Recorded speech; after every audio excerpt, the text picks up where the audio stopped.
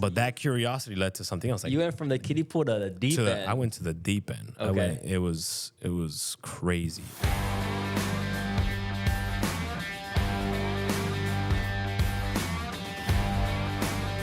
Give 5 guys a high five and say thank God you're a man.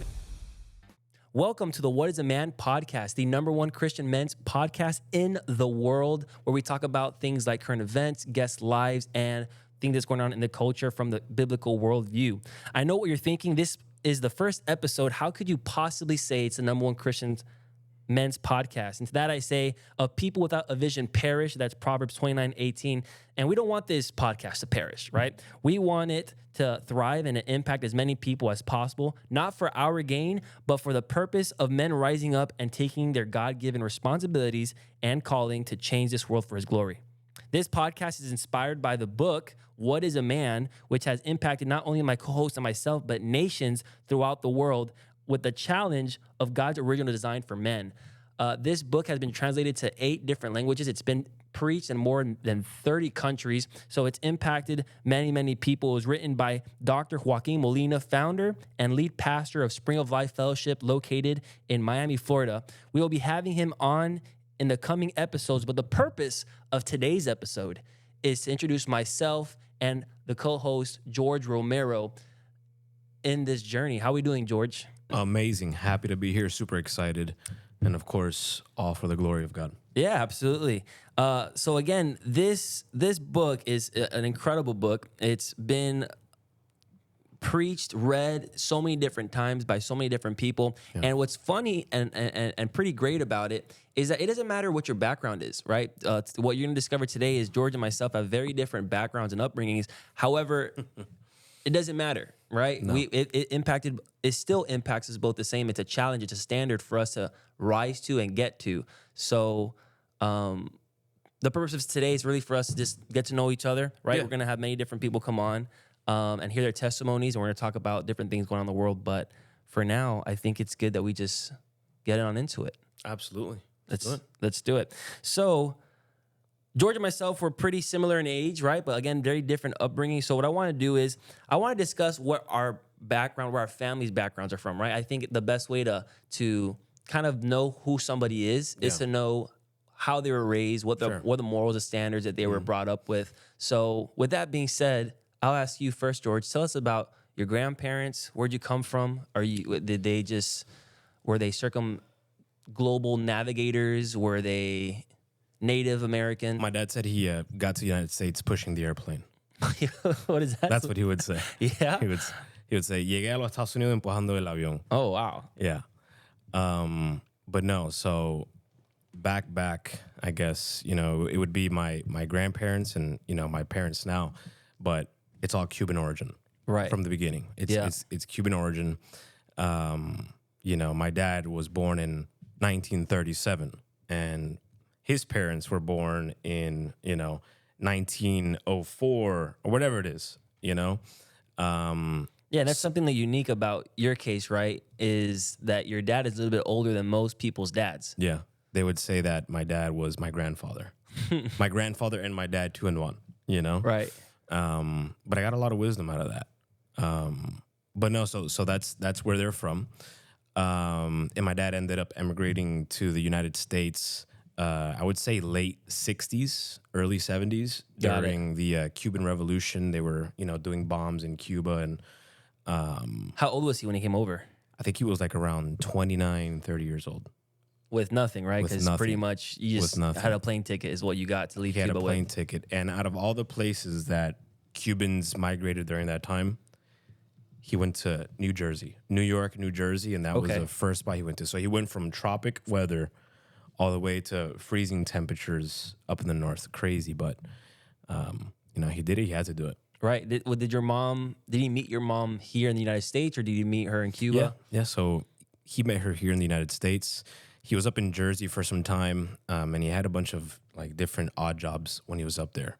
So he was sewing. He would always tell me stories of him, being dropped off at a bus stop and trekking miles through the snow, and getting finally to the shop, and then sewing for 10 hours a day at like 10 to 15 cents an hour or whatever the wages Right. were back then. But he was being paid, very little. So my dad did that for some time, right? And then after sewing, he started to take up sales. He was always a salesman, even in Cuba. He used to make little kites and stuff. And it was a funny story. One time he was selling chocolates, and he ended up putting some mud inside of one of the little candy wrappers of the chocolates. Oh man, Bro. I don't know. And listen. I don't like where this is going. Some kid bought the chocolate, and he put the chocolate in his mouth when he was focused on the game, and he ended up fighting my dad. But stuff like that. He's always been like a man of. He's a salesman. Yeah, he's always been a man of commerce, maybe a salesman, and teetered over to carnitis. Maybe that for that one story, right? yeah, But yeah. salesman is what he was. So at heart, that's what he was. He was a salesman. He was an entrepreneur. He found a way and always found a way, and I love that about him. So from that experience that he had in Cuba and in Jersey, he started selling gold. I think it might have been perfumes, wigs, and he would go from door to door to these different salons and homes and sell these things. So he did that for about a year. He ended up buying a Mustang, Oh man, like a Mustang. talk about the American dream. Right, during that time. He bought that Mustang. And then from Jersey, I don't know what it was that brought him down to Miami. It could have been a relationship that he had with one of his friends. He comes down to Miami in that Mustang, and then he starts his new life, started his new life working. At this point, still not married. No, still not having married. No kids. Still doesn't know my mom. Nothing. And so, he's hustling. He's working. He's working towards the American dream. He starts working at an office in Coral Gables, and he's there for about 6 months, and then he starts taking courses for imports and exports. Imports and exports is essentially, getting freight, whether it be through boats, airplane. He started learning that stuff, right? And through those courses, he creates a company that is able to maintain us, right? So he's working in that company for a number of years. He calls it Romero International Incorporated. And I'll never forget, he used to say, always, Put the last name on anything. Yeah, la razón por esto es porque Romero Internacional. That's right. Because of Romero International. So that was like his trademark, his stamp for a lot of things. So he's doing that for some time. And I guess through him being an entrepreneur and just, making it for himself and living here in Miami, he ends up meeting my mom because of a friend of a friend of a cousin. You know how it goes. So they end up, dating, getting married. My brother pops out, Richard, right? And then it's Frank. And then they're like, okay, we're done having kids. And boom. Psych. God wasn't Surprise. Surprise. So the age difference is it's Richard. I'm 7 years apart from Richard. Frank, I'm 4 years apart. And then it's me. So what age was your dad when he had you? So he was, he had me late. He was 56 years old. So he was living in the U.S., give or take, for, 25, 26 years before he had me. So he had an established, business, and he would travel to Venezuela a lot. He would take entire suitcases and stuff and of like sunglasses and whatever it is to sell over there. He was doing it. Tractor trailers, Caterpillar backhoes, marine equipment, stuff like that. Yeah. He was still a salesman. Doesn't matter Still a salesman. at what age he made Still a salesman. vacation trips into a business trip. Yeah. That's awesome. The question I have for you is, even during this time, Sure.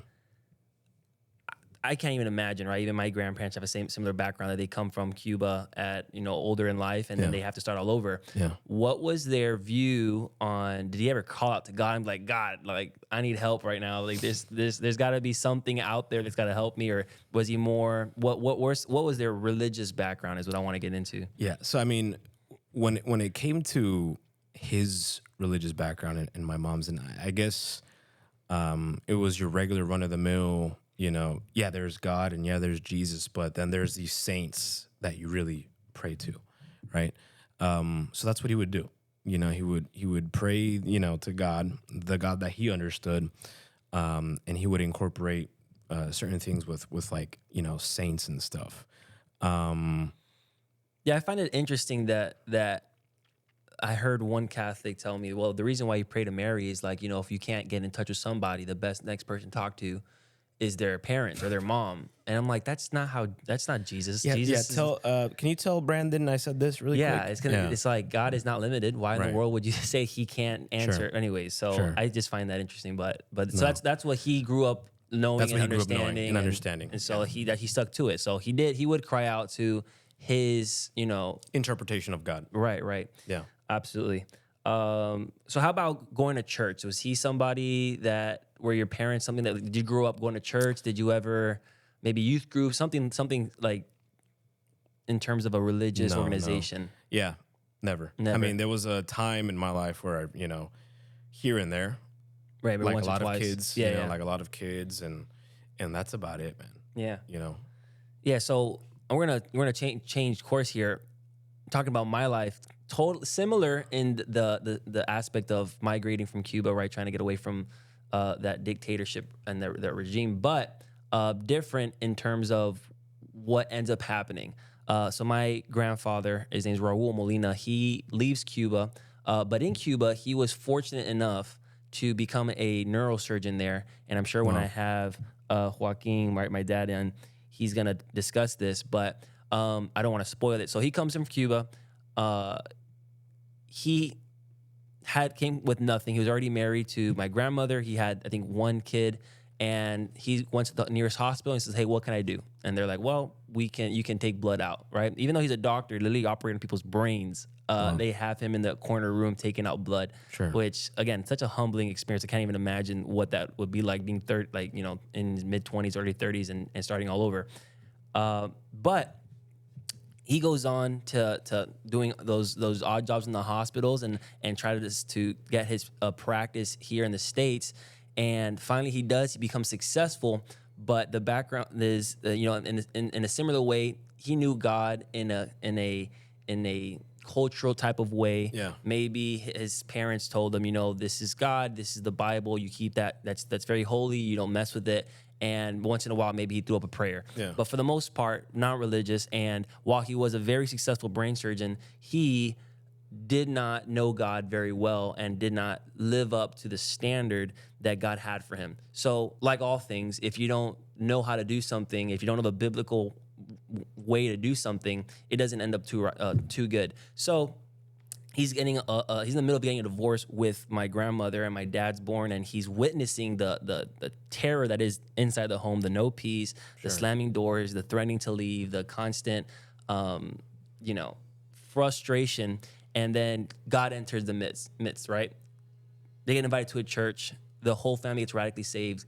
God heals their marriage. And at the age of like 39, he becomes, my grandfather becomes Christian. My dad sees the restoration of his parents' marriage, and he becomes radically saved. And he's like, I want to do that. I want to tell everybody about what God did for my family. Wow. So with that, and again, I don't want to spoil too much when my dad comes in and talks, but I grew up in a very Christian home, right? When I was born, my dad opened up a church in the same year that I was born.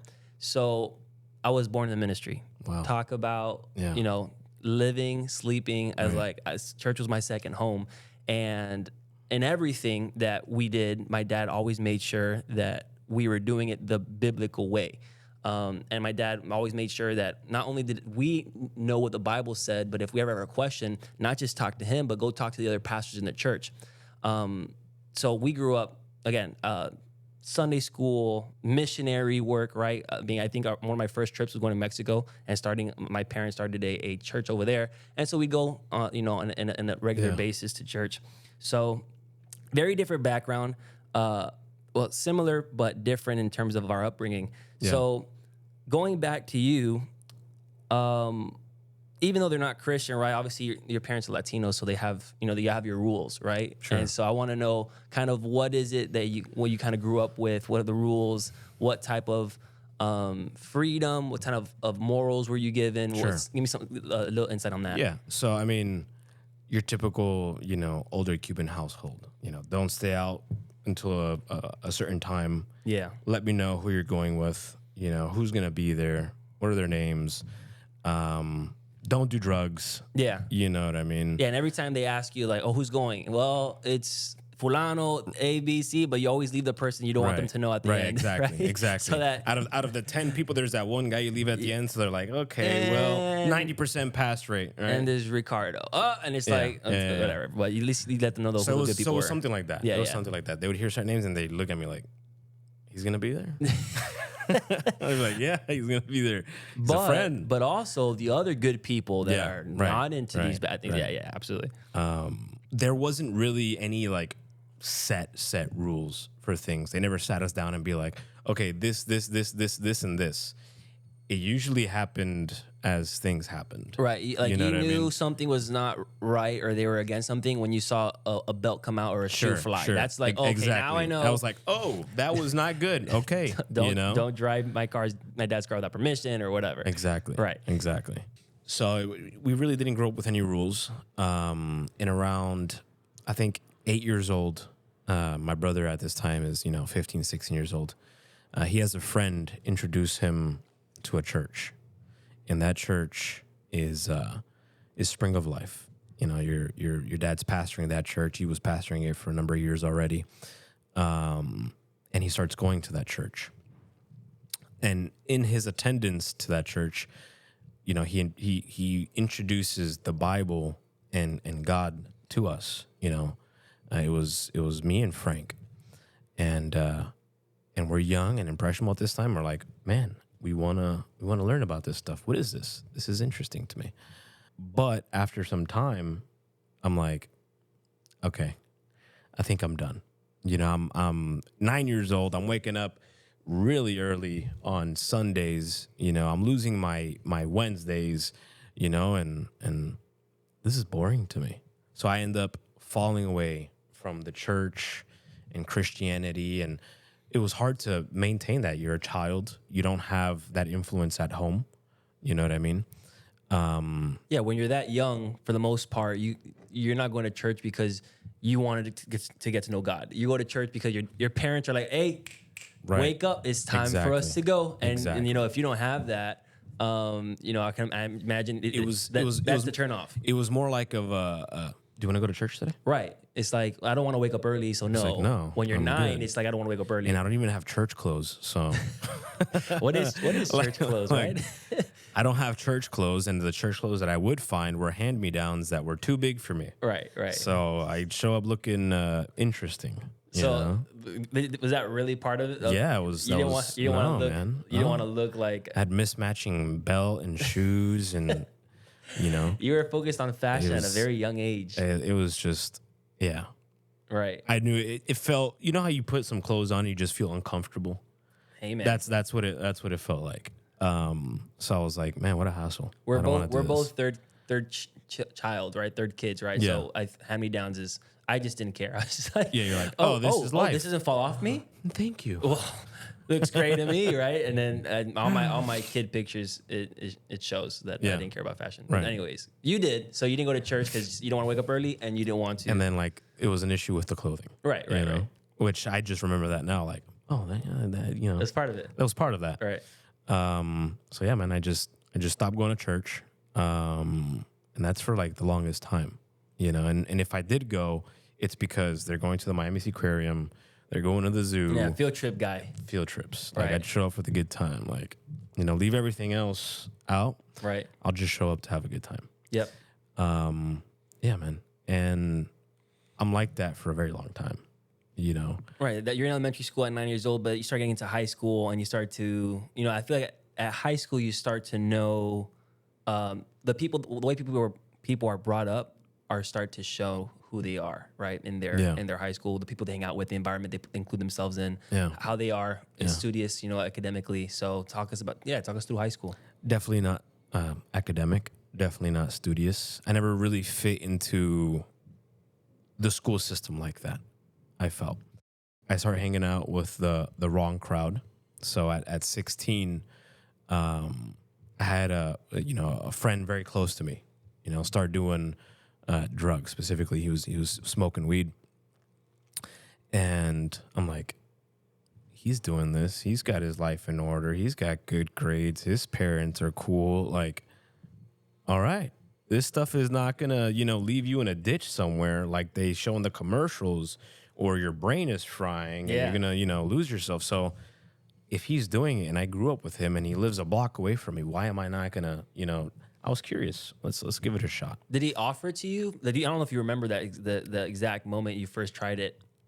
Was it like him? Hey man, you should try this out, or you were hanging out with him and he was doing it, and you're like, hey, why not? Exactly. So we were hanging out, and he's like, oh, hold on, I'll be right back. I'm like, what are you doing? Where are you going? We're in the middle of a rock band game right now. I got my highest score on the guitar. Like, what's wrong? He's like, no, I'll be right back. And whatever, I was curious, and he was like, yeah, here, I got this. And, it was some... So he was trying to hide it from you a little bit. Yeah, I mean, he wasn't, like, trying to put it in my face and be like, this is what I'm doing. Right. But you were curious enough to be like, hey, let me try it out, right? I was. So I saw it the first time around. Actually, the first time around, I didn't even try it. I was like, oh, okay, interesting. Okay, cool. A few weeks pass, and I'm already, exposed to it a number of times. So I'm like, why not? I try it, and it was like, boom. I fell in love. It was a tough time, I guess. I don't know. My parents weren't really strict at this time. My mom isn't really overseeing me in what I'm doing. My dad isn't overseeing me in what I'm doing. Because he's older, he's tired, he's running a business, he's making sure a roof is over our heads. He's not even thinking about that stuff. And my mom, she went through a time where she was in depression. She was prescribed certain things, and she would take them, and they would make her tired and sleepy. So I really had nobody looking over me. Right. You know what I mean? So I feel like that allowed more of that. I didn't have the authority over me to say, what are you doing? What time are you going to be here? Where are you going? Who are you hanging out with? The accountability. You didn't have anybody there that was saying, hey, who are you hanging out with now? Right. At this point, they're like, you're old enough to take care of yourself. He can hang out where he wants to. And for the most part, he's not going to go rob, a bank or something. So for the he's good to go. Exactly. So, I mean, they just, they let me do my thing. And from that, I went to ecstasy. Well, 2 weeks later. Yeah, 2 weeks later. 2 weeks later. I was going to say, that's a pretty big jump. I was like, no, I'm just going to try this, and it's going to be, out of curiosity, I'm gonna give it a go. So that curiosity led to something else. Like, you went from the kiddie pool to the deep end. I went to the deep end. Okay. It was crazy. And was that also at a party, or is that more hanging out with some friends? That was more hanging out with friends. I never been like the clubbing. I never been that kind of guy. Right. Never. I don't know. I just didn't like that environment and what it brought. Funny, right? Right. But from that to ecstasy, 2 weeks later, I don't know, man. It was just the curiosity got like, okay, if weed felt like this, what is ecstasy gonna feel like? Right. And that was another ball game, And then from there, it was then okay. If I did that, then cocaine is okay. And if I did that, then shrooms are okay. And if I did that, then acid is okay. And if I did that, then Oxycontin is okay. What's incredible to me is a lot of people say that weed isn't a gateway drug, right? But if you're curious, you're curious. Right, man. right. And it's like if you've been told your whole life drugs are terrible, don't get anywhere near it, and then you try it and you're like, this isn't that bad. The person that I'm hanging out with has their life put together. They do it. Yeah. Then it's no problem if I get into it. And so from there, you become more curious. Like, that was actually pretty good. Yeah. What else is out there, right? Exactly. So that's pretty much where you saw yourself. Exactly. So it was 4 years of that, smoking, drinking, drugs, trying drugs, and just 4 years of Having absolute fun, debauchery. Experimenting. Fun, finding myself, experimenting. Who am I? Yeah, all those things that the world loves to throw at kids and I had nowadays. a bunch of crystals in my room, and I'm just kidding. Oh, man. I was like, what else did you get into? So it was that, man, for like 4 years. 4 years. For 4 years. Yeah, I mean, again, high school is totally different for me. I was lost. Yeah, man. I mean, I go through what I go through. Right. And then you growing up, I feel like it is the absolute and complete opposite of everything I experienced. You had parents over you. You had a community to support you, the church. You had your brothers that were there going through the same thing as you. Yeah. You were shoulder to shoulder in the trenches with them. Yeah, and that's something that I think was probably the most important thing that my parents did for me. Yeah. Was that before I entered into an environment, they made sure what was going on in that environment. And so similar situation about, okay, who are you hanging out with, where are you going, what are you guys gonna be up to?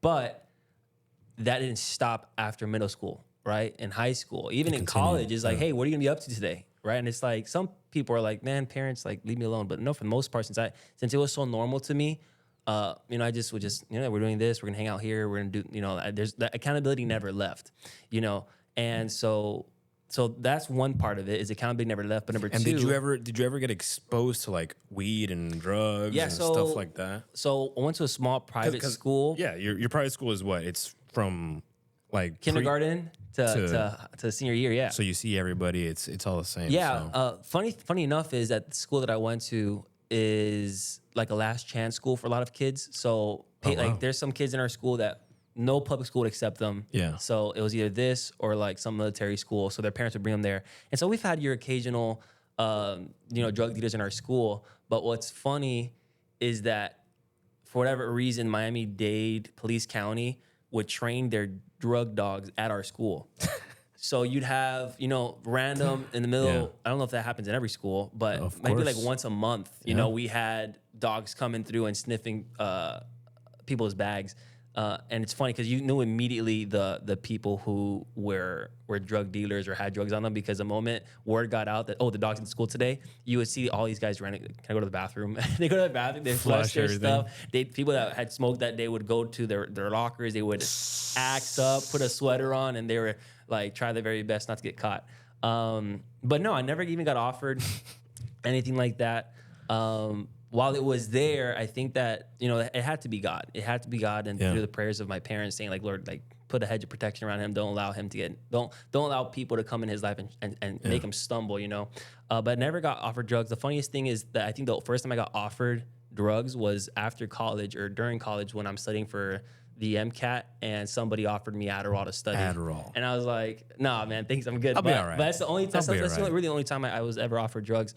And that's because of what my parents did and the protection that God had over my life, and making sure that everything was that I was taken care of and okay. Did you ever feel like you were missing out? Like, so really, hey Brandon, we're gonna go and do this. And growing up as a pastor's kid, it's interesting because people know you as pastor's kid, so people would like, without me going around, I'm not a non-social guy.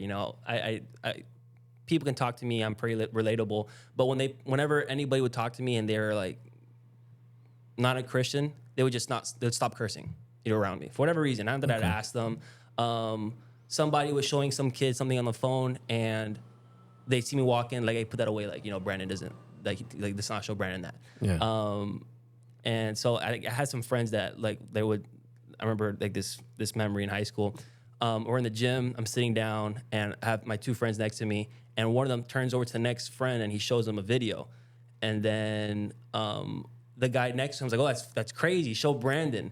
And the guy that was showing the video was like, "Nah, I probably shouldn't show Brandon." He's like, "No, go ahead and show him." And he showed it to me, and it was like one of our friends got like snuck in somewhere with a strip club and got like a video of one of the strippers. Oh wow. And I was like, "Nah, man, no thanks, whatever." But but like even like that was probably the only times that somebody was trying to expose me to something, entice you to do something. But like in terms of the scene itself, like partying and going out to different that never called your attention. Yeah, man. I mean, for the most, I had such a good time. So that was the other part I was gonna get into. So accountability was a huge thing, but then church was the other thing, right? So pretty much everything that I involved myself with, or everything that my parents involved me in, was surrounded by other Christians. Yeah. So we had parties, we had get-togethers, we had fun things, but there were, the atmosphere was Christ-like, right? There was nothing in there that was hurtful, clean. Right? It's not something that you'd go and you would leave feeling dirty, sure, right? It was pure, really bliss and enjoyment, right? Because good conversation, good food, and some people think that you need the alcohol, you need the drugs to have a good time, never took a sip of alcohol in my life, never did drugs, and I never felt like I needed to, right? People, and I don't know if that, a question I want to ask you is, did you feel like you needed the drugs to feel good? Or was there maybe anxiety that you were battling? Was there depression? Was there maybe a longing to something better? What made you be like, okay, let me try this out? Yeah, I mean, of course, right? Imagine living life and you end up finding something that makes certain aspects of life more enjoyable. Movies, amazing. Food, amazing, right? So there's something that heightens, under my understanding, that experience, life. And So it wasn't like you fell into it because you were depressed. It was more like you were experimenting. I was experimenting. Right. I was experimenting. But with that experimenting is where I fell into that. Got you. That's where I fell into depression. Those 4 years, it was like, who am I? Is this who I really am? Is this what I really want? Is this what life is chalked up to be? Am I just to, exist here and then die and that's it? There's nothing else? So you never had a purpose crisis until after you enjoyed what the world says, enjoy to the fullest what this world had to offer. But you're like, hey, I've reached the top of the mountain in terms of enjoyment, but now what? Exactly.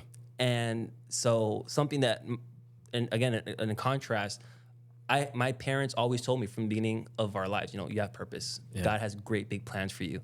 You're studying, you're learning, we're educating you, we're disciplining you because we're creating you to be somebody that God's going to use.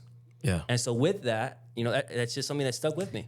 Mine was the same but different. Okay. Right? Like, you're super smart. You're really kind. It was more of the natural versus, the supernatural. There's a purpose and plan that God has put before you, and you have to reach that certain measure, right? Yeah. For me, it was like, you're great, you're smart, you're so handsome, stuff like that. Right. Carnal and natural. And it wasn't the same. So I mean, it's 4 years of that, and I'm in the dumps, man. I'm struggling. I'm depressed. I'm anxious. My friends, they have jobs and stuff, and they're working. They have their licenses. They have cars. Everything seems great for them. But for me, I feel like I'm stuck. I'm stuck. I'm not progressing. I'm seeing my brother's life. He's still going to church, by the way. And I don't know, man. I get to a point where I want to say that I kind of lose it, Something that I want to caveat there is I think it's interesting, right? Because when you're in the having fun era, everybody's doing it. But what you don't see is that some of your friends that are getting into trouble and doing the drugs and going to the partying, they might still in the background be doing something like they might still be studying. They still might be striving and achieving for stuff. Yeah. But there's kids in this world that all right, it's all about having a good time. And maybe, like you said, you weren't looking for it, but it found you and it affected you more than your friends because your friends that maybe introduced you to the drugs ended up becoming, still working hard, disciplined, and had that in their lives. But you didn't. And so something that I like to tell people is maybe you doing drugs or you drinking alcohol, it may not affect you, but the person that's around you, it's going to completely destroy their future. Yeah. And that's where you found yourself. Yeah, definitely. So yeah, man, I mean, I was lost, didn't know what direction to go into. And in all honesty, I felt the entire time that I was doing that, that's not who I am. This doesn't feel right. Certain things didn't feel right. Even being out there, it didn't feel right.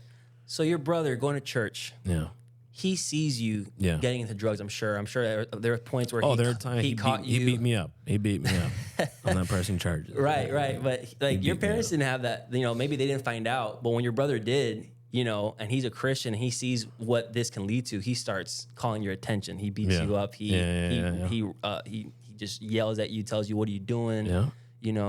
There's so much more. He was that super strong father figure,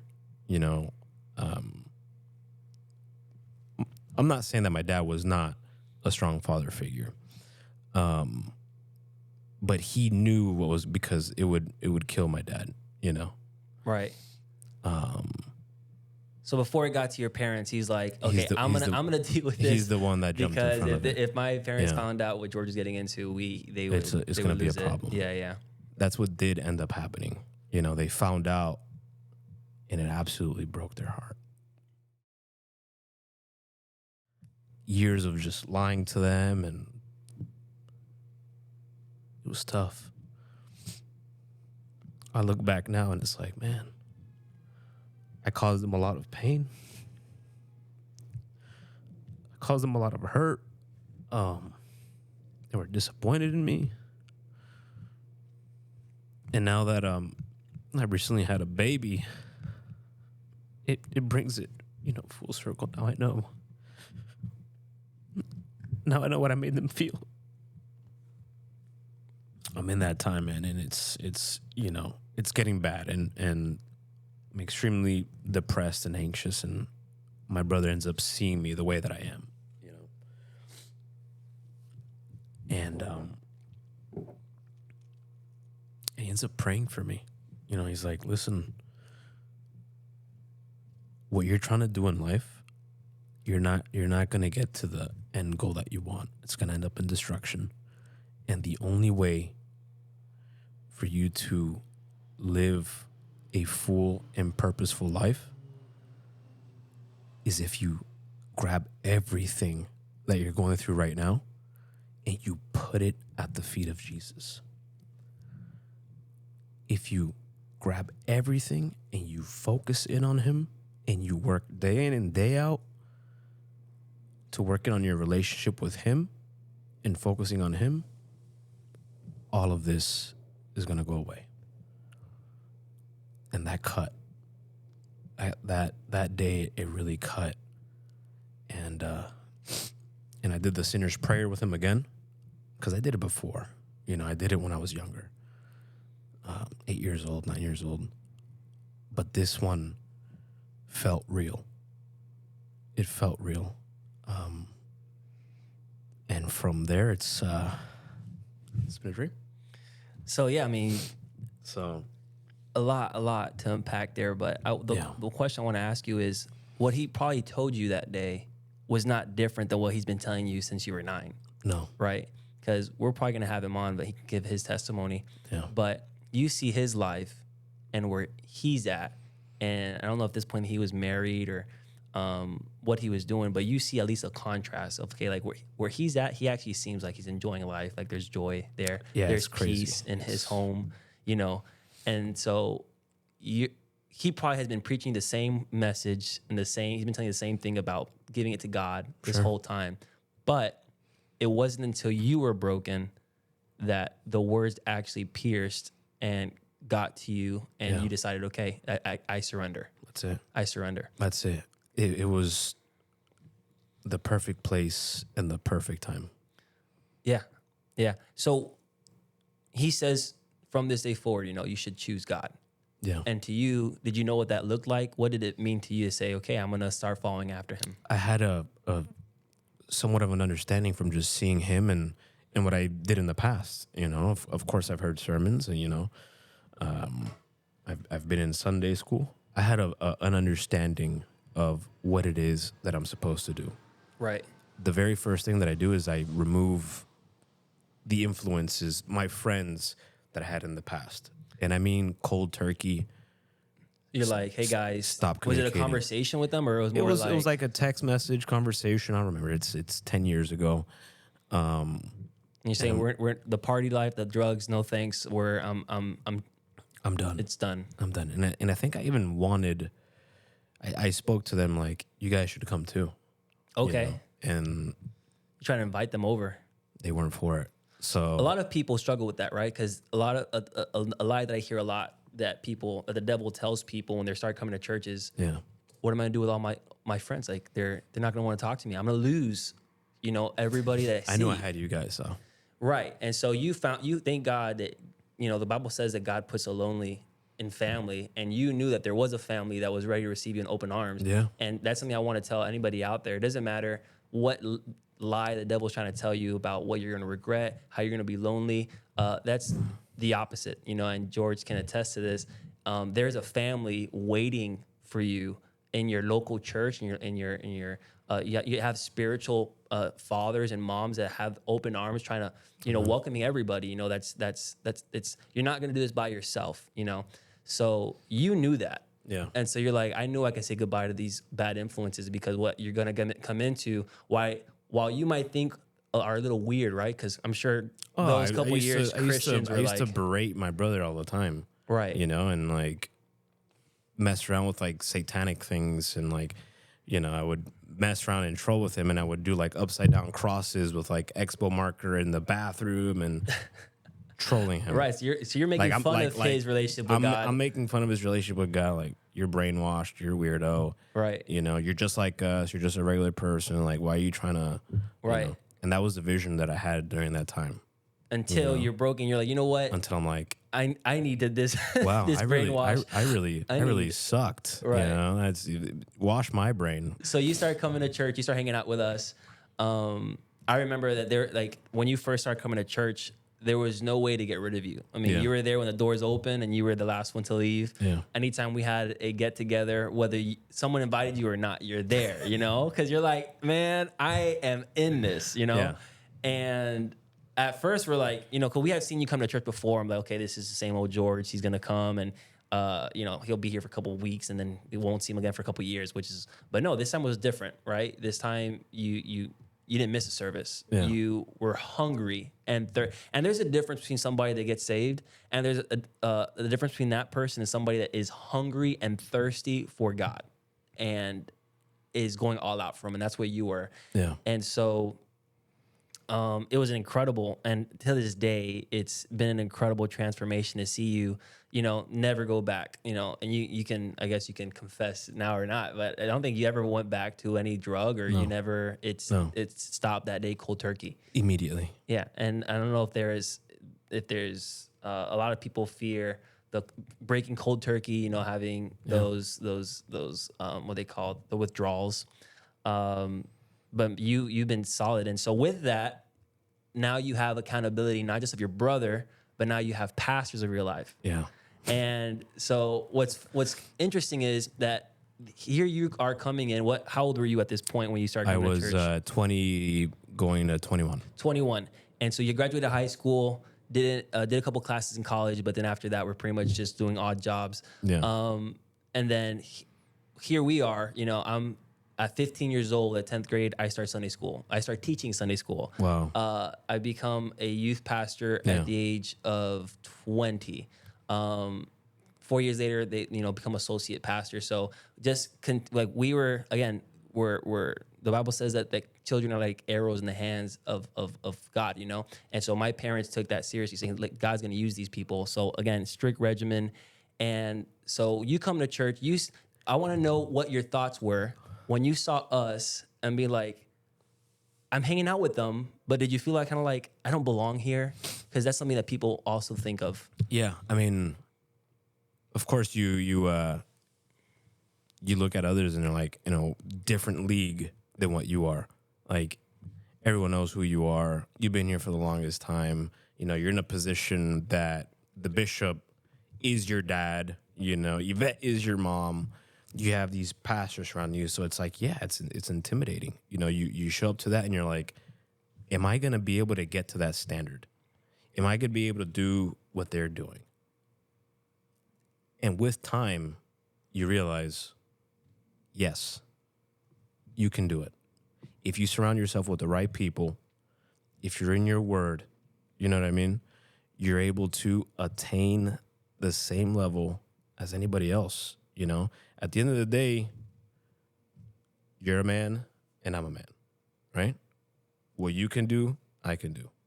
You know what I mean? More importantly, what God has done in me, he can do even more in you. Right. Right. And so, better put. So what would your brother, I'm assuming you'd tell your brother these things, right? You'd be like, hey man, like would you have those conversations with him? Like, I'm struggling here. Like, I feel like I don't belong. Honestly, no. Though there is that wanting to get to that level, right? I don't think there was ever a moment where I was like, I don't think I can do this. I just had a drive to continue pushing forward, and bettering myself and learning and growing and I don't think I ever really had the I don't know, I guess the quitter's mindset. Yeah. It was You it was knew- all gas. Yeah, you knew that It was all gas. you weren't going back. Yeah. So it was either this or, Or you bust. you'd find Yeah. something else. But I mean, for the most part, you were sold out. This was, this is where I was going to put my time, my talent, and my treasures. I know you want to get back to the show, but before we do, a quick word from our sponsors. Data, data, data. The world is all about data. But how do you turn raw information into insightful business gold?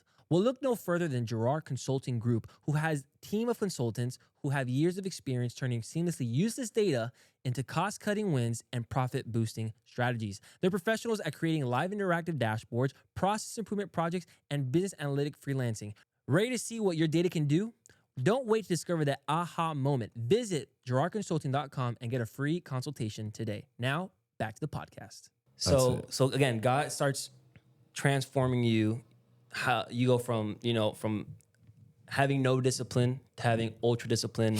You're praying. You're getting your call attention by strangers, right? Strangers they're pastors of the church, but you're getting your attention called. How was that like? How is it going from not having too much accountability to having a pastor that was like, hey, calling your attention and what you're doing here? I had the blessing of having my brother. He prepped me for these things. Okay. He's like, sit down, young buck. Yeah. Well, let's go ahead and talk about this. So he set me up. He's like, this is what's gonna happen. A through Z. When this stuff happens, just hold on. He gave you the course overview. He gave me the crash course, for sure. Mm-hmm. So I was already mangled in regards to that before I got. So I understood the assignment, and I learned, like, at the end of the day, okay, this is a man who really doesn't know who I am and what I've been through, and what I've done, but he's speaking into me. That means God, through this man, is trying to tell me something. Wow. He is trying to tell me something. And it doesn't matter what I feel, what I think, what I want to do. Just sit back, listen, and reflect, right? And that's how I would take these certain situations. And I'm sure there's times where somebody tells you something, you're like, this guy is telling me something that I don't care about. Sure. He's wrong. Sure. But you just said, all right. You had the mindset that this person is God's mouthpiece. I had to. It went from no discipline, no authority, to just listening to these random guys tell me these things. And I'm like, okay, this is what it is. This is what I have to do. I think it's because innately I knew what the end result and the goal was to be. Right. You know what I mean? Then you see your brother. Yeah. And you're like, if this is what he went through, right, I could do it. exactly. And I want it. Yeah. So how that so okay, we're gonna fast forward a little bit more. You start coming to church for a couple years. You see Megan, and you're like, ha cha cha, right? What happened with that? Yeah, man. I mean, at first it wasn't anything. It's Megan. But as time went on, I guess they put us to greet together. Okay, right. And we started greeting together. We had the opportunity to have more conversations. Whatever pastor that was, that is... They were orchestrating. What an assist. They were orchestrating. What an assist that was. They didn't even know what they were doing. Oh, I'm sure they did. Think so? Possibly. So we start greeting together, and during that time, we're able to have conversations. And I don't know, man, it kind of just unravels from there. We start talking a little bit more. She ends up having like I don't have her phone number at this time, but she ends up having like a car situation where her tire blew up on the highway. Scary. And she was freaking out, and she called, somebody to come get her and help her out. And I wanted to make sure she was okay. She just had a terrible accident. So you, the Good Samaritan. So the Good Samaritan asks for, her number. I talked to her sister. Her sister's Corinne. And I'm like, hey, do you have Megan's phone number? Just to make sure that she's okay. Right.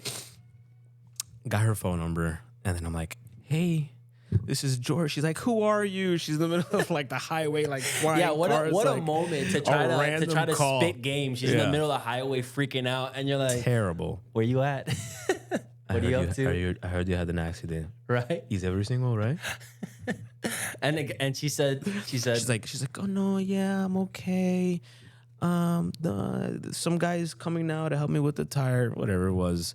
But that's how I ended up getting her number. So whatever, I have her number. We're talking from time. you to hang out with her at youth events. You're constantly seeing her at church. Constantly Maybe at church, another youth encouragement events. to come to church. Right? The days that you were spiritually like about to fall off, you saw Megan, and that what you held on to, right? Ta-da. But so you start talking to her. You Yeah. start hanging out with her, Yeah. and then you're like, I want to date her. Yeah, And then they're like, no. What's wrong with you? You don't have this, and this. What are you doing? what's this? What do you mean by this? Like, this, I mean, are you financially secure? Are you going to be able to provide? That's a big one. Say that again. I'll say it again. No finance, no romance. Ouch. Yeah. So it was like, wow. Okay, I was working at Captain Harry's at the time. I was like an IT guy for them. And I was like, fair. Right. Okay. I went back with my my tail between my legs, and And at this point, a lot of people check out. yeah, A lot of people they're like, I am a 25, 26-year-old Yeah. man. If I want to date this girl and she wants to date me, what's it to you to tell me to go get my finances in order? right, But you humbled yourself again, yeah, and you're like, that hurts, man. Especially for men, it's like money's it's a big issue. You got to make sure that you're making X amount, that you have this, you have that. It's a lot of boxes that you have to check off before you move in a certain direction, and it hurts because then you're like, how am I going to end up getting to where they want me to get to? right. What am I going to have to do?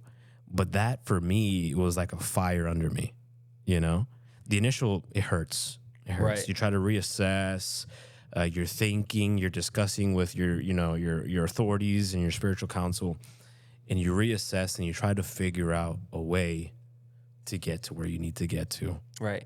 Because even though you know what they're saying, it stinks and you don't want to hear it, you know that what they're telling you is not because they don't like you. It's because they want the best for you. Yeah. And they know the best outcomes come first in relationships when you have, number one, you're spiritually in line with God. You're in his purpose and plan for life. Yeah. Number two, you can financially are responsible for yourself, but can be responsible for her. And thirdly, you're emotionally stable, right? The Bible says that people are like children. Men could be like children with their emotions, tossing them to and fro, Absolutely. depending on how they feel that day is whether they want to go to work or not, depending on how they feel the days, if they want to do their responsibilities at the home for their families. So while they're telling you no, it's the worst thing ever, but you knew it's the right thing. Yeah, Right. I did. Because at the end of the day, you don't want to be given a premature green light, and then Not have the relation, have the legs to get to the end. yeah. Yeah. It's embarrassing. So you hear that and you're like, okay. I'm frustrated. God, Yeah. here's this impossible task again. Yeah. But Because it's him, man. I do nothing. It's all God. God has just showed up in every single season of my life. So, I go from, I'm going to name drop a bit here. I go from Captain Harry's, then I go to a company called Kaseya. Then from Kaseya, I end up going to United Healthcare. And when I'm in United Healthcare, making X amount of money, they're like, okay, you pass that threshold to support yourself and her, and you're good to go. And that was, I'm minimizing it, but that was over 3 years of me just grinding and looking for opportunities and working and moving and, being proactive. A pandemic is happening, so there's a lot of uncertainty in the world and positions, and am I going to be able to keep this position to make sure that I'm able to provide for her? There's just a lot going on, Right. And just the entire time, man, I'm pushing forward, I'm praying, and the rest is history. Yeah. Again, I guess I'll spoil it for everybody, but God, in your ability to say, God, I need help, Yeah. and I'm unable to do this. I feel like I am unqualified for the positions that I want or that I need to have to Yeah. sustain myself, to sustain my family. God, time and again, just opens doors. And what God has for you, nobody can take away. I resonate with that a lot, the unqualified thing. And I think that's what a lot of men might feel, unqualified, unfit, imposter syndrome, Yeah. But to that, you're probably a testament to that. It's just, I guess, kind of like fake it till you make it type thing. Yeah, I mean, there's biblically, you see it time and again. God doesn't call the qualified; He qualifies the called. And I know that that's a cliche that you hear, But it's so true. So pretty much, the entire Bible is full of that. Yeah. And it's for a purpose, right? God loves to lift up the humble and the meek and the people who are unqualified, so that when people see this person, they say it's impossible that George is standing right here. He's married. He has a kid. He has an amazing job. He has an amazing life.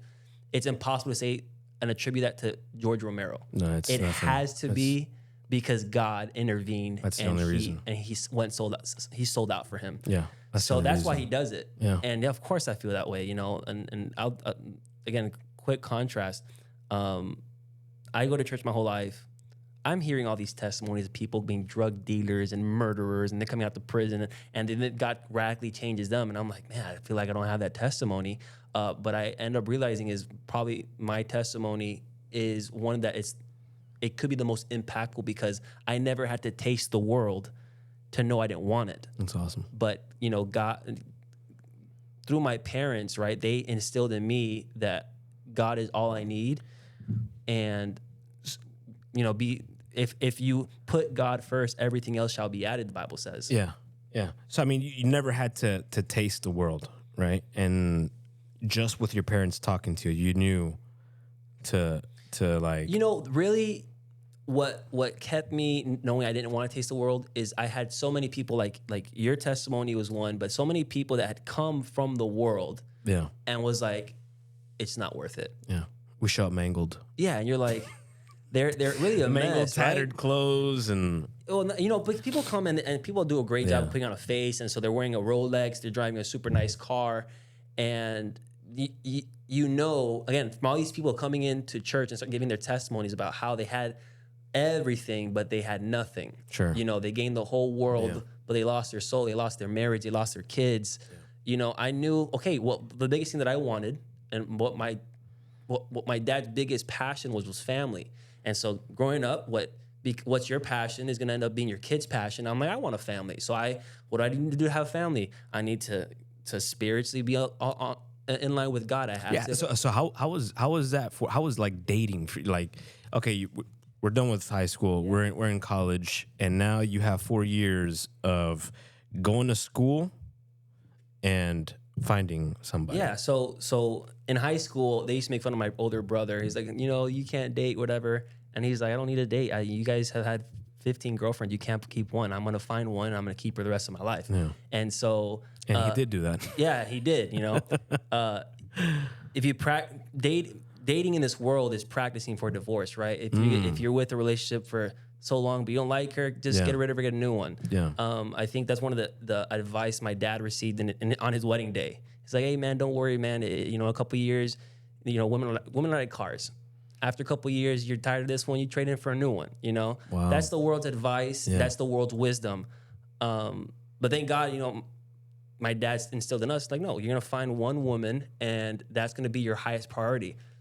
And again, it's in the book, but you're supposed to treat your wife as Jesus treated the church, right? You're supposed to give your life for her. Yeah. Not just die for her. Would you die for her? But can you live for her?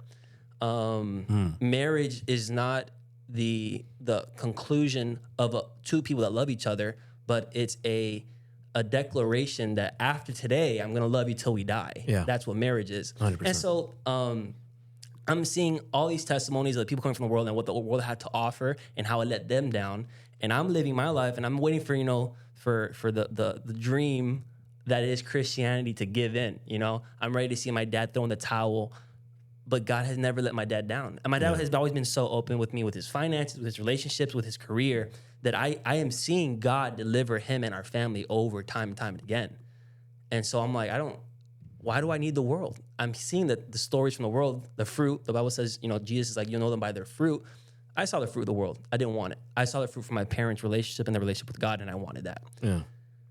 So that's why I never did. So never dated in high school. Obviously liked people, but my parents like, you want to date her? Okay, well, could you pay for her?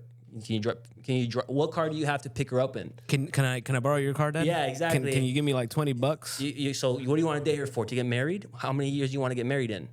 In 12 years? Why in the world would you start dating now? Kind of like those advice. And again, they're always for the looking in the future. And I think that's crucial for parents. When you're young, you're so short-sighted. Yeah. You're so like, okay, I want to date her because I like her. Yeah. But then my parents are looking 10 years on the road. How's it going to look like when my son wants to marry somebody and he's already been run through by so many different women? What is he going to be able to offer her? That's tough. And how many fights can he avoid if he wasn't in those premature relationships? Yeah. Where he, has these traits that he picked up. Wow, so good. But let's pause for a quick word from our sponsors. If you run a business, whether you're an IT company, a law firm, or any small business that wants more clients, these are the folks to talk to. Amped Marketing does SEO and email marketing that actually works. No gimmicks, no wasted ad dollars, just proven strategies to help you get found online and get more leads. They've been doing this for over 20 years, so they know what works. Check them out at ampedmarketing.com and get amped. So again, instruction after biblical instruction after biblical instruction, and it's in college where I meet my future wife. Who's that? Vicky, right? Oh, It was imported before the tariffs, straight from Spain, right? Spain. So she gets here in college, Beautiful country. and she has an by the way. incredible That's testimony beautiful. too, where she didn't grow up Christian, Yeah.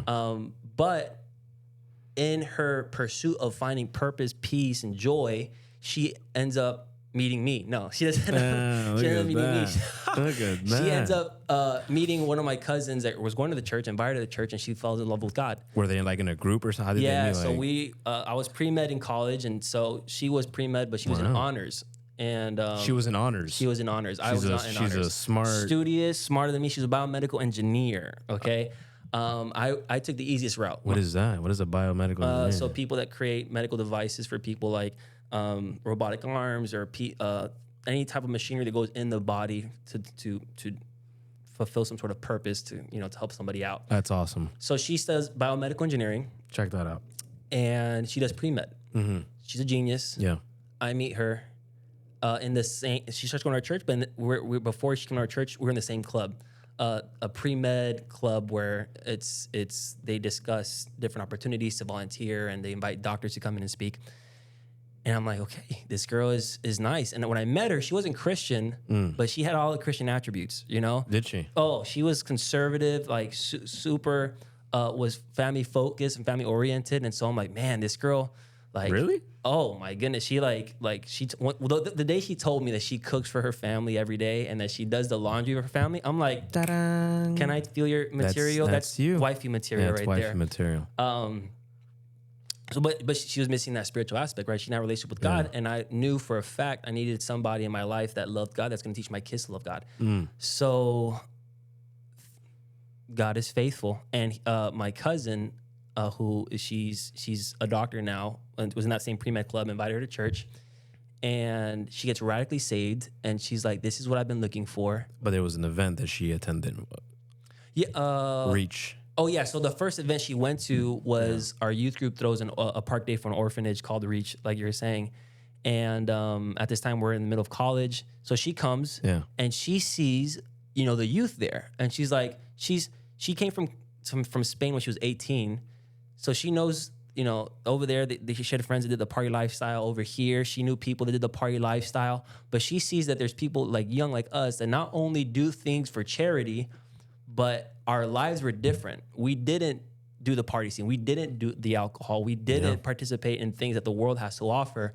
And she's like, that was like curious.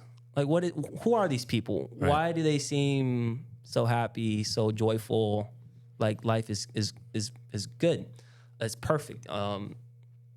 And so she's curious. And that curiosity, in the same way that you were curious with the drugs and like, let me get deeper and deeper. It was a little different. She was curious. She's like, okay, well, I've heard about God. She grew up Catholic, but she's like, this is different. You know, this is what is these people do? What do they do differently? And that's when she comes to our church. She realizes that what she was missing and lacking is a relationship with God. And she didn't miss a service. I mean, every Sunday, every Wednesday, every youth group, she's there. And one of the first things she starts doing is like, okay, I want to serve. That's something that she loves to do. She loves to volunteer. So she got involved with ministry, and she found a pastor and became accountable. And God really radically changed her in like a year, completely different person. And I knew her before. That. I remember that. There were times where we go to events and she was talking to a pastor too. Yeah. And you were off in the distance like, that's my wife. It's like, yeah, right? Because like, what do you want to see? Yes. You want to, we're youth, we're hanging out at the park, we're playing, and she's over there talking to a pastor's wife, and she's, being counseled. And I'm like, Lord, you are answering from my voice to your ears, you are answering Lord, prayers, Lord. No, but really it was an incredible transformation that I saw, and I saw that it was real, her want and thirst for God was real. And that's what I tell people all the time is when you're dating, if you're not a Christian, it's okay, are we going to go her way or my way? Right? Like, you only have two options, right? You can compromise left and right, but eventually, what's the deciding factor? When you're a Christian, it's the best thing ever. Yeah. And that's why, real Christian marriages last. And it's because you both have decided before you got married, it's not what he wants or what she wants. It's what does God want? Amen. And so if that's the ultimate authority in the relationship, you can go to a pastor and say, okay, look, this is what I want. This is what she wants. This is what we both think God's saying, but, what's your biblical insight? And there's prayer, and there's God moving, and he still speaks today. During her time that she was, getting to know the Lord, and you guys are dating and you're going through that, are you struggling? Is she struggling? She's integrating into something completely different. She has not seen, anything like this in over 18, 20 years. And now she's thrown into this mix. How is that for both of you? Did I struggle in what sense? Because, I mean... were you told stay away? Oh, okay. So, yeah. So were you, did she like, why do I have to do this? Or why am I like, we're old enough, right? So what are we doing right now? Yeah, I mean, for the most part, I was the one that was like, hey, and my pastor told me like, stay away. Hey, chill out. Yeah, exactly. They're like, look, she's just become a Christian. She's a baby Christian. She's just starting her relationship with God. Her relationship with God has to be separate and apart from her relationship with you. And if you get involved this early, it might get intertwined. And, if you guys don't make it, her identity in Christ being, tied to mine is going to cause her, okay, like, well, I broke up with this guy. I guess this time in my life is over here in this church. Yeah. So, which even happened at a time because while we try, obviously when you're young, you try your best to follow a line that you're given. But, we got committed into a little bit of relationship where at the end of it, I was like, we both decided, this is still premature. And so while I was given instruction, and this is a good saying from a Bishop Boone, what you don't learn from revelation, you learn by tribulation. And so also known as palos. You learn by palos. Yeah. So they try to warn us, and we started engaging in a little bit of a premature relationship, and it wasn't something that was beneficial for either one of us, and we didn't have peace with it, and so we had to end it for a little bit. How was that like? Like, were you like? Oh, it's terrible, right? Because again, it's like you always have the best intentions. Yeah. But even with your best intention, the Bible says there's a way that seems right to a man that's end is destruction. And so while you're trying your best to kind of listen and obey to your authority, but also do what you want, you end up just ruining what God had planned and purpose if you had done it right. So I felt awful, felt terrible. I can't believe that, I've got, this girl's come from the world to experience what a Christian godly relationship is. Yeah. And we engaged them in a relationship too prematurely. But I felt terrible. She was like, why in the world are we ending a relationship? Like, things are good. Like, from all the guys that I've ever met, I feel like our relationship was good and everything was solid. But she said it didn't matter to me, and she still kept on going to church. She still kept on serving, and it didn't bother her in her spiritual aspect, which was another testament that she's a real Christian. And she wasn't relationship tied to the church. She was spiritually tied to the church. She knew that was her spiritual home. Amen. So I finished my education, and I start. From there, I got the okay to start dating her. My career is coming along, and she has an incredible testimony. And I guess maybe we'll have to invite our wives one day to talk about it. But it's been 2.5 years, happily married, and we have a 4-month-old baby now. Wow. And I guess we're pretty much coming to the end of this, but we're both at the place of we're both married. We both have a daughter, right? They're about, how old is Elle right now? She's 2 months and a few days, and our wives are best friends, which is incredible. But yeah, all this to say that what this book is, What is a Man? I think it has like 187 pages, but doesn't matter how many pages it has more Bible verses in it. So this is.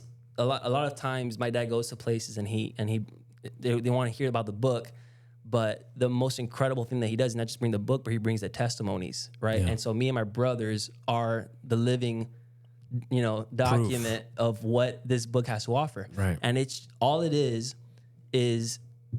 all the verses in the Bible that talk about manhood is in this book. Yeah. And the best thing about it is that there's proof and there's fruit from it, and which is my life, which again, living the dream, having the career that I've always wanted, having an incredible marriage, everything in peace. And when you do things right, you get the right result. Yeah. And so, and then the contrast is you not growing up with these spiritual teachings and the standards and this doctrine, but buying into it and saying, okay, I want what this book has to offer. I see it from my brother's life. Yeah. And now, we're at the same level. And I do want to add that it's not just an instant thing that happens. It's a daily choice. It's a decision that you make every single day to not throw in the towel and rely solely on God and not on man. Don't look to the left. Don't look to the right. Focus on, your relationship with God, what you're doing. And it takes time. It's not easy. Yeah, and don't compare yourself to anybody. Don't compare yourself. People are in different stages in life. I got to this, when I was 21 years old. You look at me now and it's like, oh, wow. But you didn't see the sweat and tears that, tears. that were comprised 10 years ago. Right. You know what I mean? And sometimes I have that problem as well. It's like that comparison. But you have to, step back and say, okay, this is where I am in life right now. This is what I have to do. I'm going to continue, doing what I have to do and ensure that, my relationship with God is right. The people that are authorities in my life, overseeing, I'm talking to people about certain decisions that I want to make. Things are in order. So it's a continual daily thing that you have to keep working at and never give up. Yeah, it's a daily walk with God. There's a reason why we don't get saved and immediately get beamed up into heaven like in Star Trek, right? Like, no, God has something for you to do right now. Yeah. So the question is, what is it that is in your hands? Yeah. And what does God want you to do with it? Amen. And so it's difficult for you to decide that on your own. That's why you need your pastors and your spiritual leaders to tell you, look, from my experience and what the Bible says, this is what, where I believe God is directing you. And having accountability, having that community, like you said, of brothers and sisters with the same standard, right? The standard is not me versus you. The standard is Christ, and we're all trying to achieve that, Amen. We strive towards the mark. So this book is incredible, and a lot of people have been impacted by it, and that's what we want to do in this podcast is we want to invite people to come on and talk about their relationship or who they were before God and after being convicted with the Bible's instruction of manhood and who they become after and what God has done with them, right? I think there's people can argue about, God this, God doesn't do that. Well, I don't believe in God because X, Y, and Z. But something that you cannot argue against is testimony, right? And that is something That's living proof. It's living proof, and it's even in the Bible when they went to the blind man that got healed, and they asked him, "Hey, who was that man?" And he said, "Look, if he's God or not, I don't know. What I do know is that I was blind and now I can see. I can see, baby. And that's a testimony that you can have, and nobody can ever take that away from you. They can argue about God, about who God is, where He came from, all they want. But George, all he has to say is, "Look, this is where I was, broken, defeated, destruction, and look at me now." Yeah. And that was all God. That's it. So I think that's a wrap. I appreciate you being a co-host. We appreciate everybody that came out. I'm excited for the guests. Yeah, coming. the guests are going to be incredible. We have, again, testimonies that are unheard of. We're talking about from prisons to palaces. We're talking about from fame to people who you'll never hear about. Yeah. So we're gonna get to all of them, and it's gonna be a great journey. But I hope you guys enjoyed today's podcast, and we look forward to seeing you next time. Later. Thanks for tuning in to the What is a Man podcast. We want to personally invite all men of all ages to our What is a Man Christians Men group meeting every Monday at 8 p.m. starting September 1st, 2025. Over 100 men gather weekly, no matter your background, age, or church affiliation, to grow in faith, character, and brotherhood. The location can be found in the description below, and for those unable to make it in person, you can catch the live stream on the What is a Man YouTube account. And if you haven't already, get your hands on the life-changing book, What is a Man, by Joaquin G. Molina, available now on Amazon and whatisaman.com.